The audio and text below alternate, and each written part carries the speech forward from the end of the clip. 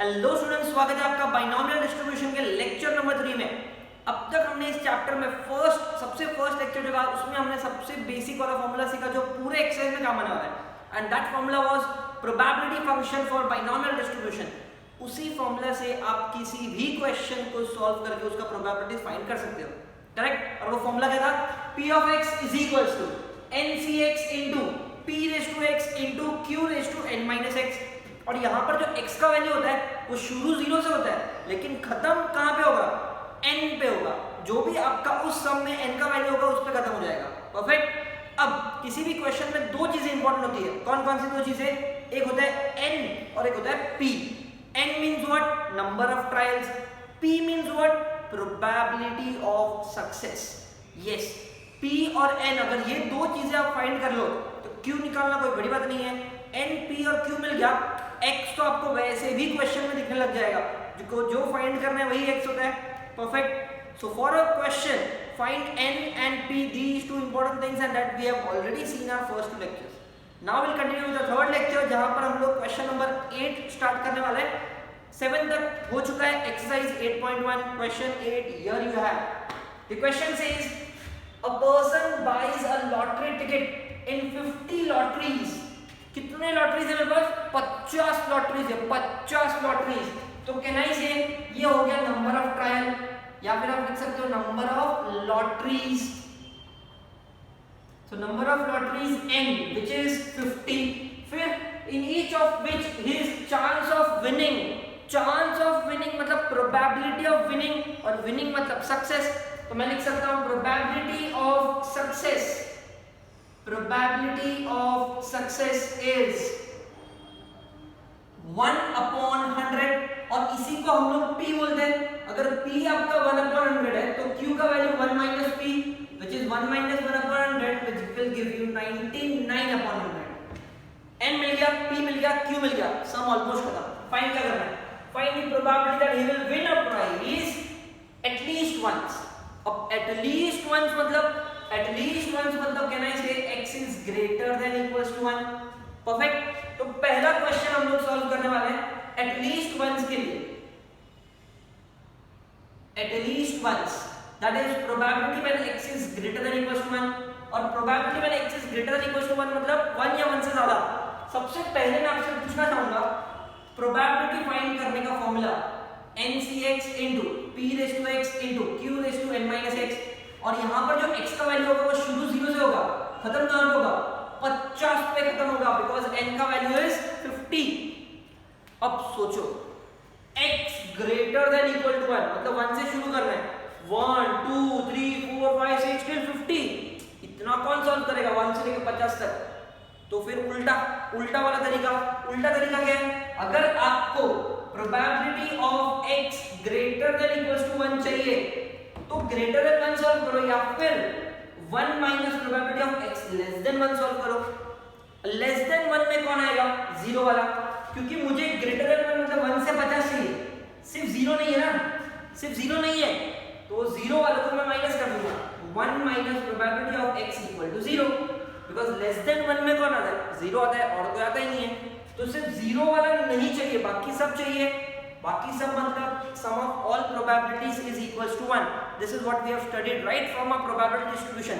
नहीं, right from a 10th standard कि sum of all probabilities equals to 1। उसमें से मुझे सिर्फ x equal to 0 नहीं चाहिए, तो 1 में से उतना माइनस कर दो। So 1 minus probability of x equal to 0 will give me the answer for this one। तो ठीक है, x equal to 0 सॉल्व कैसे करेंगे?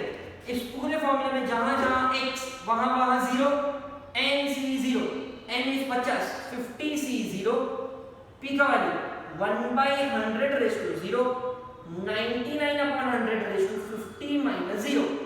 so 1 minus 50c0 1 होता है, और ये 99/100 the whole raised to 50। so answer is 1 minus 99/100 the whole raised to 50, और यहीं पे छोड़ दो इसको। That's it, और कुछ नहीं करना है आपको। Okay, so this will give me the answer for the first one at least once। Clear? आगे बढ़ते हैं। अब मुझे फाइंड करना है second one, and second one says what? Exactly once। ठीक है, exactly once मतलब can I say probability of x equals to 1, ये तो सबसे इजी होता है, probability when x is equals to 1 exactly 1, ठीक है। तो probability when x is equals to 1 will be 50c1 into 1 by 100 raised to 1 into 99 upon 100 raised to 50 minus 1, 50c1 होता है 50, 1 by 100 raised to 1 होता है 1 by 100, 99 upon 100 raised to 50 minus 1 मतलब raised to 49 raised to 49। so इसको मैं लिख सकता हूँ 50 into 99 raised to 49 upon 149 बार और एक बार एक्स्ट्रा, तो हो गया ना 50 बार। That's the answer। ये किसका आंसर है? Answer for second one exactly once. Okay, अब तीसरा शुरू करते हैं। Third one is what? At least twice. At least twice मतलब कहने से probability of x greater than equals to 2। अब ग्रेटर देन इक्वल्स टू 2 में कौन कौन आएगा? 2 से लेके 50 तक सब, 2 से लेके 50 तक सब। कौन कौन नहीं चाहिए? 0 और 1 नहीं चाहिए, बाकी सब चाहिए। तो फिर ये और ये में फर्क क्या? इसमें एटलीस्ट वंस है, इसमें एटलीस्ट ट्वाइस है, सिर्फ दोनों में खाली ये नंबर का फर्क है, बाकी तो पूरा सेम क्वेश्चन है, सॉल्व भी सेम करेंगे। Probability of x greater than equals to 2 को सॉल्व करेंगे। मैं करूंगा 1 minus probability of x equal to 0 plus probability of x equals to 1। मतलब 1 में से 0 और 1 नहीं चाहिए, टोटल प्रोबेबिलिटी में से 0 और 1 नहीं चाहिए, बाकी सब चाहिए। तो 0 और 1 वाले प्रोबेबिलिटीज को माइनस कर देंगे टोटल में से, और टोटल हमेशा 1 होता है। Perfect, okay. So let's solve this.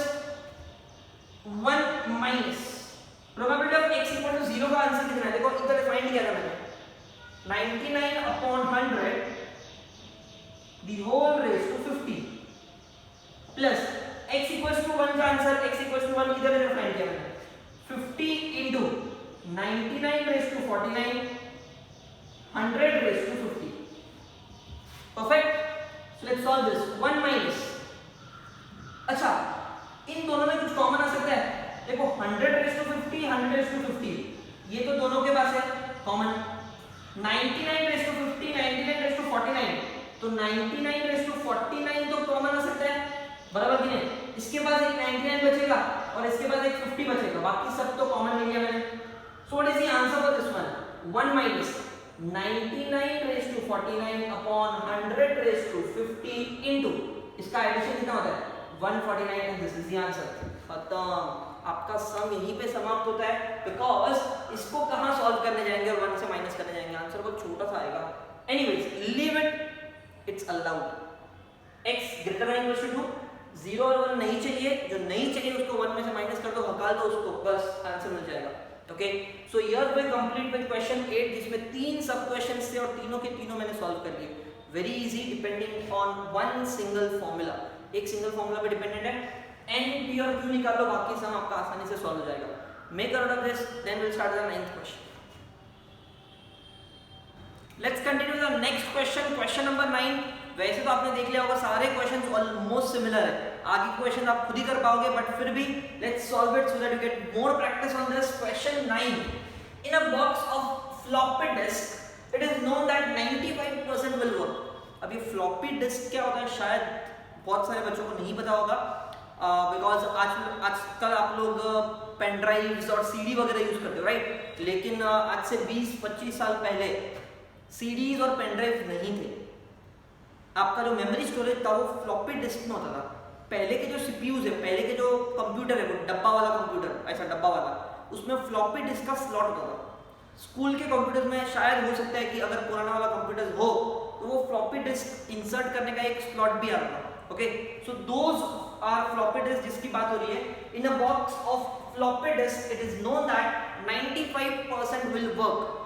95% will work मतलब can I say probability of success की बात हो रही है, कितना परसेंटेज काम करेगा, probability of that it will work is 95%। मतलब यहां पर सामने से बोल दिया कि it is probability of success.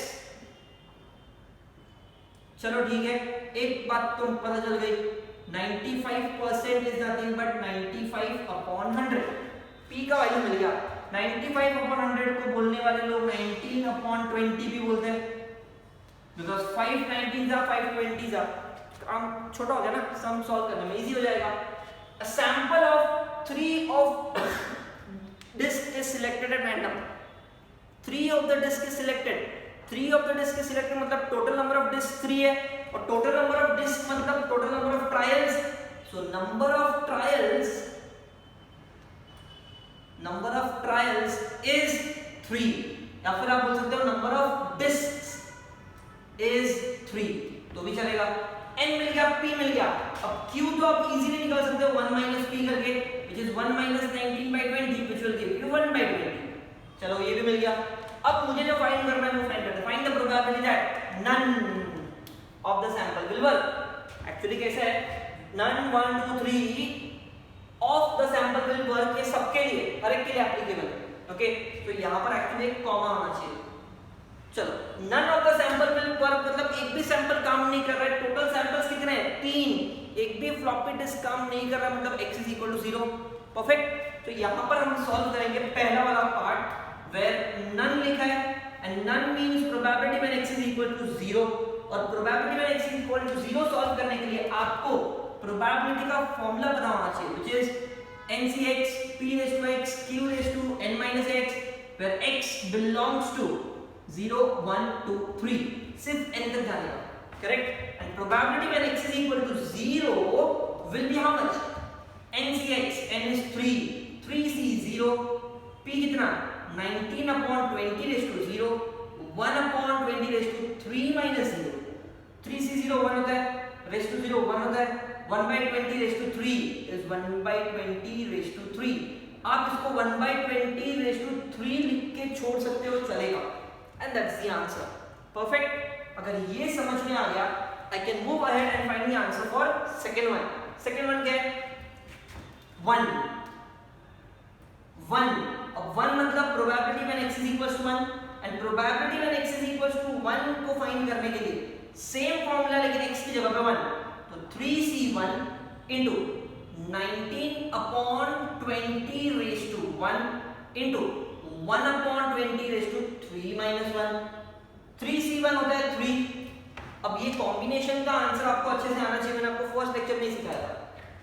3c1 is 3, 19 upon 20 लिखूंगा into 1 upon 20 raised to 2, 1 upon 20 raised to 2। तो ध्यान से देखो, 3 into 19 is 57 upon 20 एक बार और 20 दो बार, so 20 का क्यूब लिख सकता हूं मैं। यहां पर भी 20 का क्यूब था, यहां पर भी 20 का क्यूब, लेकिन यहां पर न्यूमरेटर में 57 आ गया। Okay, so first is done, second is done, let's move to next third question.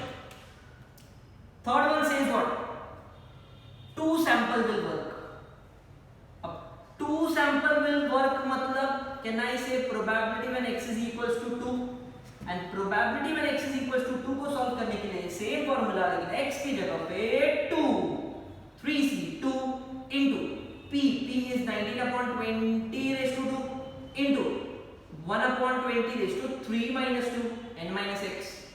3c2 is same as 3c1, correct, 3c2 because 3 minus 2 1 होता है into 19 का स्क्वायर upon 20 का स्क्वायर into 1 upon 20, 3 minus 2 1 होता है, तो उसे कितना ही लिख दिया मैंने, 3c1 होता है 3, 19 का स्क्वायर होता है 361 अपॉन 20 का क्यूब। परफेक्ट। 3 into 361 कितना, 3 1s are 3, 3 6s are 18 और 1 कैरी, 3 3s are 9 और 10, 1083 अपॉन 20 का cube. And this is the answer for probability when x is equals to 2। Finished. Third one भी हो गया। मतलब आप समझ लो क्वेश्चंस कितने इजी है, बहुत इजी, आप खुद ही कर लो। Fourth one, all 3 of the sample will work. तो यहां पे हम लिखेंगे fourth one, all 3 samples work, all 3 of the samples will work मतलब probability when x is equals to 3, how, कैसे फाइंड होगा, 3c3 into 19 upon 20 raised to 3 into q is 1 by 20 raised to 3 minus 3, 3c3 is 1, 19 upon 20 the whole cube into 3 minus 3 0 होता है, तो ये भी 1 हो गया, So what is the answer? 19/20 the whole cube, and this is the answer for probability when x is equals to 3. Correct. All 4 sub questions are done. Question number 9 completes. Write this.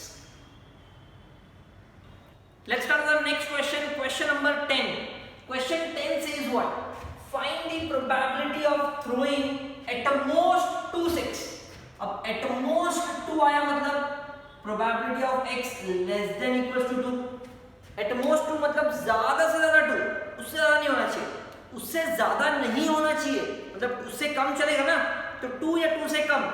So 2 या 2 से कम calculated as less than equals to 2. इसमें कौन कौन आता है जरा सोचो. 2 आ सकता है, 1 आ सकता है, 0 आ सकता है. Correct. So x less than equals to 2. x का वैल्यू मिल गया. आगे in 6 throws 6 throws means what? number of trials, number of throws, कितनी बार आप एक्सपेरिमेंट परफॉर्म कर रहे हो is 6. तो यहां पर आप लिख सकते हो number of throws या फिर number of trials लिखो तो भी चलेगा is n which is 6 of a single dice. मतलब डाइस को एक ही बार फेंकना है, मतलब एक डाइस है जो फेंकना है बस, उससे ज्यादा नहीं. अब सिंगल डाइस पहली बार फेंकोगे 1 2 3 4 5 6, इसमें से ही कुछ तो आएगा. फिर दूसरी बार फेंकोगे, तीसरी बार, चौथी बार, पांचवी बार, 6 बार, टोटल 6 बार फेंकना है. नंबर ऑफ थ्रोज 6 हो गया. इन अ सिंगल डाइस मतलब एक ही बार अगर मैं डाइस को थ्रो करूं तो प्रोबेबिलिटी ऑफ सक्सेस कितना होगा? प्रोबेबिलिटी ऑफ सक्सेस कितना होगा अगर एक बार मैं डाइस को थ्रो करूं? क्योंकि प्रोबेबिलिटी ऑफ सक्सेस तभी फाइंड करते हैं जब एक बार आप परफॉर्म करते हो. तो एक बार अगर डाइस थ्रो करूं, मुझे क्या चाहिए? 6 चाहिए. 2 6s क्यों? क्योंकि x less than equal to 2. लेकिन चाहिए क्या? 6. आप ये सोच रहे हो कि डाइस को अगर मैंने फेंका और 6 आना चाहिए तो उसका प्रोबेबिलिटी कितना?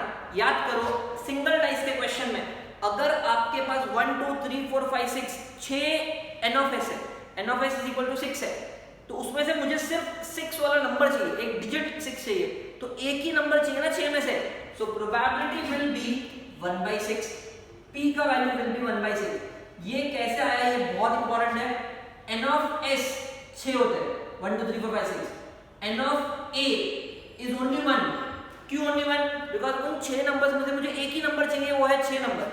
So probability will be 1/6. Perfect. इस तरीके से इसको फाइंड करना होता है. Be very careful while solving this. यहाँ पर कंफ्यूजन होने का चांसेस है. एट द मोस्ट 2 लिखा मतलब x less than equal to 2. 6s चाहिए मुझे, डाइस थ्रो किया तो 6 आना चाहिए. इन 6 थ्रोज मतलब number of throws is 6. In a single dice, single dice मतलब जब मैं एक बार डाइस थ्रो करता हूं तब 6 आना चाहिए. एक बार डाइस थ्रो किया 6 आना चाहिए मतलब 1/6. परफेक्ट. हमने एक ऐसा क्वेश्चन सॉल्व किया था जिसमें पेयर ऑफ डाइस थ्रो किया था, 2 डाइस एक साथ थ्रो किया था, तब हमने 36 कॉम्बिनेशंस की बात की थी. बट यहाँ पर सिंगल डाइस की बात करें तो सिर्फ 6 कॉम्बिनेशंस की बात करेंगे. ओके चलो p मिल गया तो q फाइंड करना is very easy. 1 minus p which is 1 minus 6. 1 minus 6 will give you 5/6. Okay चलो ये हो गया. n p q सब डन. फाइंड क्या करना है? Probability of x less than equal to 2. तो यहाँ पर मैं लिखूंगा therefore probability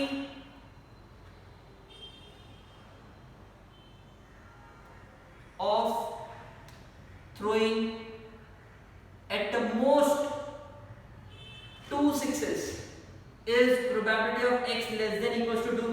and probability of x less than equals to 2 को फाइंड करने के लिए मुझे probability of x equal to 0 plus probability of x equals to 1 plus probability of x equals to 2 को सॉल्व करना पड़ेगा. अब यहाँ पर अगर आप सोचोगे इसको अगर उल्टा सॉल्व किया तो चलेगा क्या? नहीं चलेगा. पता है क्यों? बिकॉज n का वैल्यू 6 है. अगर n का वैल्यू 6 है मतलब x का वैल्यू क्या क्या हो सकता है? x can be 0 1 2 3 4 5 6. यहाँ पर आपको 0 1 2 चाहिए. अगर उल्टा सॉल्व किया तो 3 4 5 6 सॉल्व करना पड़ेगा जो नहीं चाहिए. तो वो 4 सॉल्व करने से चाहिए 3 सॉल्व कर लो, ज्यादा इजी है.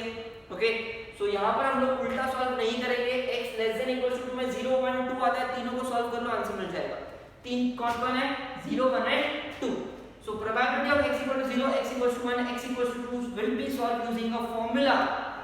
फॉर्मूला क्या होता है? NCX, तो यहाँ पर n कितना 6C0 into P raise to x into Q raise to n minus x, x equal to 1 के लिए 6C1 1 by 6 raise to 1 5 by 6 raise to 6 minus 1 plus 6C2 1 by 6 raise to 2 5 by 6 raise to 6 minus 2, तो क्या बचेगा 6C0 1 होता है, raise to 0 1 होता है, 5 by 6 raise to 6, 6C1 6 होता है into 1 by 6 into 5 by 6 raise to 5 plus 6C2 कितना होता है 6 इंटू 2 कदम जाएगा 5 अपॉन 2 इंटू 1 इंटू 1 by 6 का square into 5 by 6 raise to 4, क्योंकि 6 माइनस 2 4 होता है।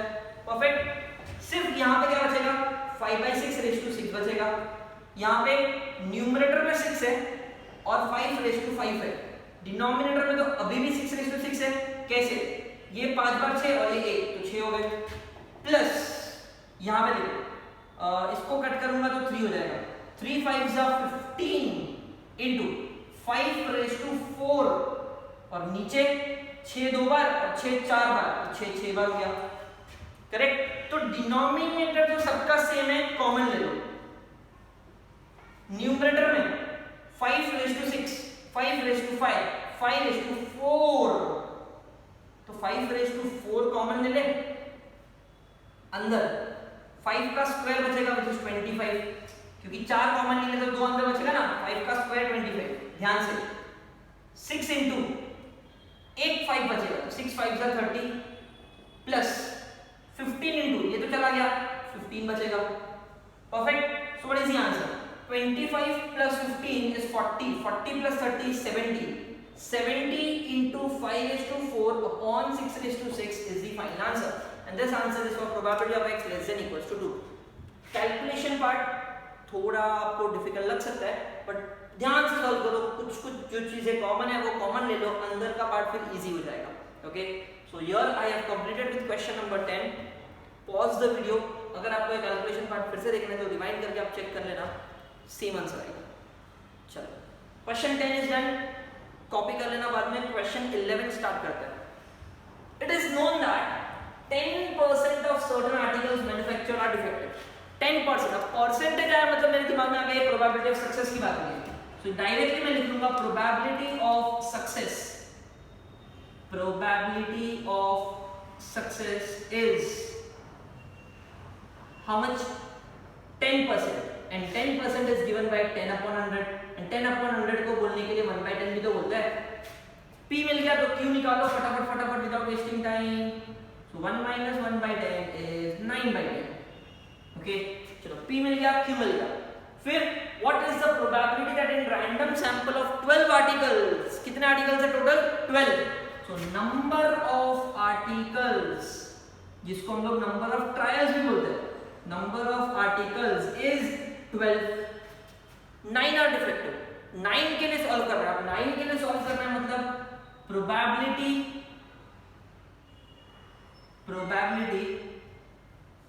that 9 samples are defective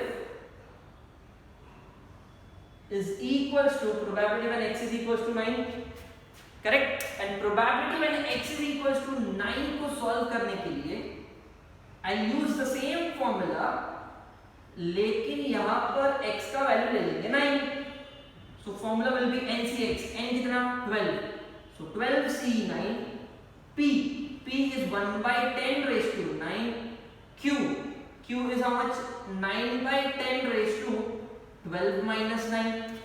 perfect. देखते हैं इसका आंसर कितना आता है। 12C9 को सॉल्व कौन करेगा, इससे अच्छा 12C3 सॉल्व करेंगे, because 12 minus 9 is 3 into 1 by 10 raised to 9 into 9 raised to 12 minus 9 is 3, 10 raised to 3। 12C3 को कैसे सॉल्व करते हैं, 12 into 11 into 10, 12 से शुरू करने का 3 कदम जाने का, 3 से शुरू करने का 1 तक जाने का, into 1 by 10 raised to 12 हो गया, ये 9 बार और ये 3 टोटल 12 बार इनटू 9 का क्यूब इज 729। परफेक्ट। अब देखो कुछ खटाखट 3 2 जा 6, 6 2 जा परफेक्ट।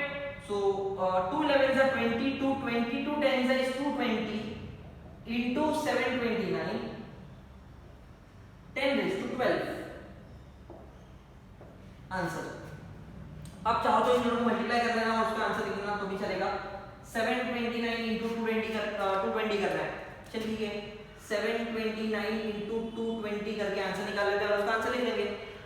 0 9 जा 0, 0 2 जा 0, 2 9 जा 18, 1 carry 0, 18 and 4, 22 and 1 23, 2 carry 14 and 4, 18, 18 out of 20, 2 carry 14 and 2 16, so 160380. So the answer is 160380 upon 10 raised to 12. Probability when x is equals to 9, मतलब 9 of them are defective, उसका probability is this. Formula again same and the solution.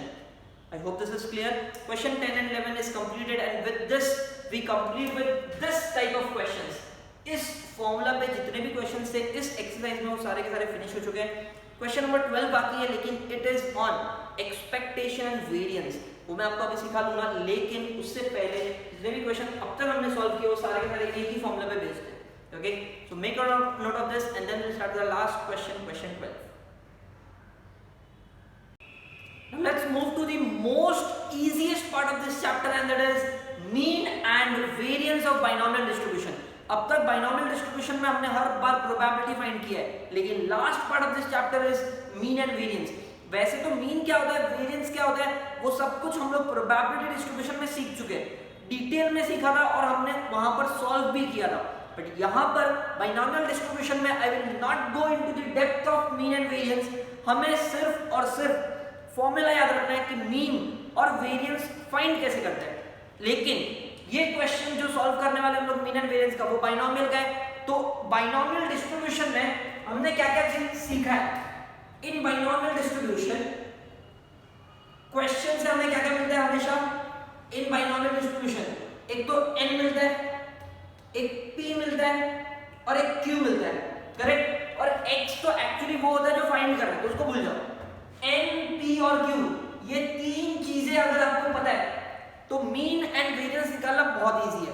मैं तो बोलता हूं बहुत easy है और इसका प्रूफ याद रखने की भी जरूरत नहीं है। How mean is calculated by, mean अगर फाइंड करना है मीन का सिंबल होता है mu. Mu symbol is denoted for mean in binomial distribution. Okay, so mean का formula is n into p, that's it. और कुछ नहीं करना है आपको। n और p का जो वैल्यू आपको क्वेश्चन से मिलेगा उन दोनों को आपस में मल्टीप्लाई कर लो, मीन मिल जाएगा। मीन मिल गया तो वेरिएंस कैसे मिलेगा, variance is denoted by variance of x, variance of x। हाँ, मीन को याद रखना एक्सपेक्टेड वैल्यू भी बोलते हैं, हमने ये प्रोबेबिलिटी डिस्ट्रीब्यूशन में सीखा था। मीन को एक्सपेक्टेड वैल्यू भी बोलते हैं, मतलब I can also denote this as e of x, इसको मैं e ऑफ x भी बोल सकता हूं। ओके, म्यू बोलूं, मीन बोलूं, e ऑफ x को सेम बात होती है। चलो, variance is denoted by variance of x and the formula is npq, n into p into q, npq। इन तीनों को मल्टीप्लाई कर लो, तीनों को मल्टीप्लाई कर लो आपको वेरिएंस मिल जाएगा, दोनों को मल्टीप्लाई करो आपको मीन मिल जाएगा। हमने एक चीज और सीखा था, that was standard deviation.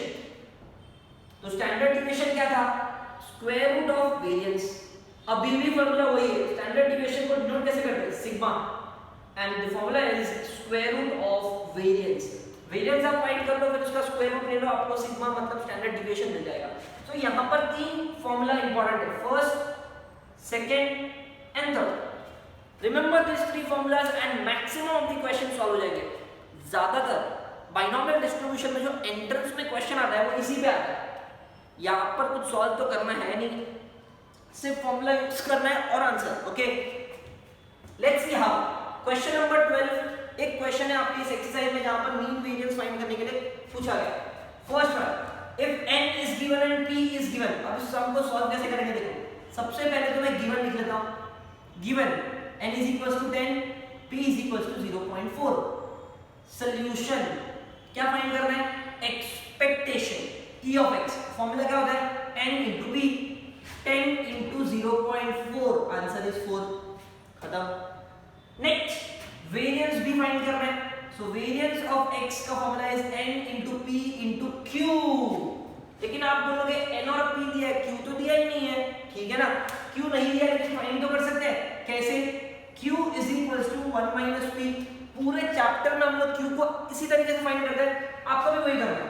1 minus p मतलब 1 minus 0.4 which is 0.6। Use it over. n is 10 into p is 0.4, q is 0.6, 10 into 0.4 is 4, 4 into 0.6 is 2.4 which is your variance। Expectation भी मिल गया, वेरिएंस भी मिल गया। जनरली 2 मार्क के लिए 3 mark के लिए question आता है, इसलिए मैंने बोला कि ये चैप्टर जनरली 5 मार्क के लिए होता है। 3 मार्क का जो पिछले सम हम लोग सॉल्व कर चुके उसमें से, और 2 मार्क इसका। Okay, first question is done. Let's start with second question. Second question में क्या दिया है? गिवन लिख लो पहले तो। Given p is equal to 0.6, expectation भी दिया है 6। अब एक चीज तो समझ में आ गई, p दिया है तो q निकाल ही लेते हैं, काम तो आने वाला है। 1 माइनस 0.6 इज 0.4। p मिल गया, q मिल गया, एक्सपेक्टेशन मिल गया, n नहीं दिया इस बार, ठीक है चलेगा, फाइंड तो कर ही सकते हैं। मैं एक्सपेक्टेशन का फॉर्मूला क्या होता है? n into p। इसमें से एक्सपेक्टेशन पता है, n नहीं मालूम, p पता है 0.6। If I divide this 6 upon 0.6 is equals to n। अब 6 upon 0.6, 0.6 को मैं कैसे लिख सकता हूँ? Can I write as 6 by 10? Correct, और ये 10 ऊपर जाएगा, 6 into 10 upon 6 cancel. So n का वैल्यू इज 10। तो आपको आपका पहला आंसर मिल गया, यस और नो? अब दूसरा answer, and that is variance of x। Variance of x is given by n into p into q। n is 10, p is 0.6, q is 0.4, 10 into 0.6 is 6, 6 into 0.4 is 2.4। मिल गया variance, खत्म। अब आप देख लो कितना easy है। In fact मुझे तो बोलना चाहिए कि फॉर्मूला है, आप सॉल्व कर लो, खत्म। Let's see, first second solve कर लिया, थर्ड एक और बार सॉल्व कर लेता हूं। Third some says what? If n is equals to, तो एक काम करने पहले तो गिवन लिख लो। n is given 25, expectation is given as 10, ठीक है। Solution, let's start solving our question. अब e of x दिया और n दिया, मतलब p मिसिंग है, तो p कैसे मिलेगा? e of x का formula, e of x is what? n into p। e of x is 10, n is 25, p नहीं मालूम, so p कैसे निकालोगे? 10 upon 25 which is generally 5 2s are 5 5s are 2 by 5, और 2 by 5 का decimal value कितना होता है? 0.4। तो p मिला 0.4, तो q निकालने के लिए मुझे 1 माइनस p करना पड़ेगा which is 0.6। करेक्ट है? p मिल गया, q मिल गया, n मिल गया, सब मिल गया, पहला वाला काम तो खत्म। और क्या फाइंड करना है? Standard deviation of x। Standard deviation find करने के लिए सबसे पहले वेरिएंस निकालना पड़ेगा, तो एक काम करते हैं, let's find variance now. So variance of x is equals to n into p into q। n is 25, p is 0.4, q is 0.6। so 25 into 0.4 is how much? 25 into 25 4 is 100, point under 10, and 10 into 0.6 is 6। so variance का answer मिला मुझे 6, लेकिन मुझे find क्या करना है? Standard deviation, ठीक है। therefore standard deviation of x is square root of variance which is square root of 6। अब root of 6 का वैल्यू तो नहीं पता, approximate लिख देते हैं ना, क्या फर्क पड़ता है? root 4 2 होता है, root 9 3 होता है, तो root 6 कितना लिखो? 2.4 लिख के छोड़ दो, बिकॉज ये root 9 के नजदीक तो नहीं है, root 4 के नजदीक है, तो मैं 2.5 भी नहीं लिख रहा हूं, मैं 2.4 लिख रहा हूं। जनरली 2.45 कुछ तो आंसर आएगा, approximate answer, okay. That's it, sum खत्म। अगर आप देखोगे क्वेश्चन 12 में 4 सब क्वेश्चंस है, फर्स्ट सेकंड एंड थर्ड मैंने कर लिया, fourth some I will give you all for homework, और मुझे पता आप सॉल्व कर ही लोगे। इतना इजी तो अब कौन नहीं करेगा.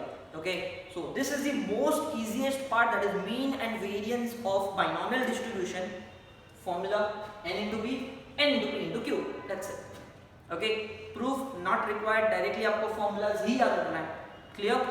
This completes this exercise. सारे क्वेश्चंस हमने कर लिए, पूरा का पूरा क्वेश्चन नंबर 12 के साथ साथ एक्सरसाइज 8.1 इज फिनिश्ड.